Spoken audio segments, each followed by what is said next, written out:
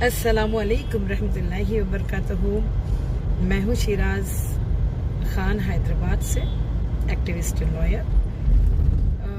कुछ दिन पहले सुप्रीम कोर्ट का जजमेंट आया था कि मुस्लिम महिला जो डाइवर्सी है वो मेंटेनेंस क्लेम कर सकती है CRPC 125 सेक्शन के नीचे। तो बहुत बड़े यानी कि बहस का मुबासा बन गया था ये मसला, और all India Muslim personal law board ने इसके मुखालिफ यानी कि एक याचिका या एक पिटीशन दायर किया है सुप्रीम कोर्ट में इस जजमेंट को चैलेंज करते हुए। तो मैं ये पूछना चाहती हूँ कि क्या हमारे इस्लाम में, हमारे शरिया लॉ में क्या ख़वातीन को इंसाफ नहीं मिल रहा है?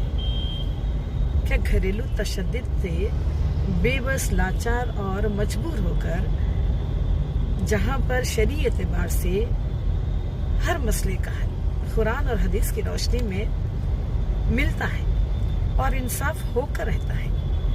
इस्लाम एक वाहिद ऐसा दीन है, मजहब है, जहां पर अल्लाह ताला सारी दुनिया के लिए कुरान जैसी मुक़द्दस किताब को और हदीसों के रेफरेंसेस को लेकर हम इंसाफ कर सकते हैं और इंसाफ हो जाता है। लेकिन मैं दुनिया के या देश के तमाम मुफ्तियों से, मौलानाओं से या स्कॉलर से मैं सवाल करना चाहती हूँ कि शरीयत के प्रोसेस में आप क्यों नाकाम हो रहे हैं? क्यों ख़वातीन हाई कोर्ट, सुप्रीम कोर्ट या क्रिमिनल कोर्ट पहुँच रही है या फैमिली कोर्ट पहुँच रही है?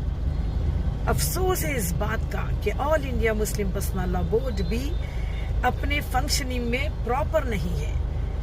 हमें जब हिंदुस्तान का कानून प्रैक्टिसिंग रिलीजियन के तहत हमें आर्टिकल 19, 21 से लेके 28 तक सारे चीज़ें मौजूद हैं, लेकिन हम इस्लाम की प्रैक्टिस प्रॉपरली नहीं करते हैं। तो मैं ये सवाल यहाँ रखना चाहती हूँ कि जो जजमेंट है वो कैसे गलत हो सकता है।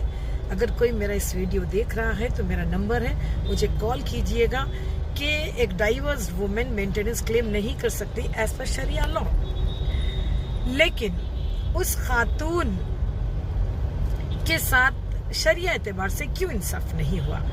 ये मर्द हजरात अपनी अना में, अपनी जिद में, अपनी जहालत में अपनी ही बीवियों के साथ इंसाफ नहीं करते, जबकि कुरान और हदीस की रोशनी में खोल खोल कर सारी आयतों के तहत इंसाफ की बात कर दी गई है।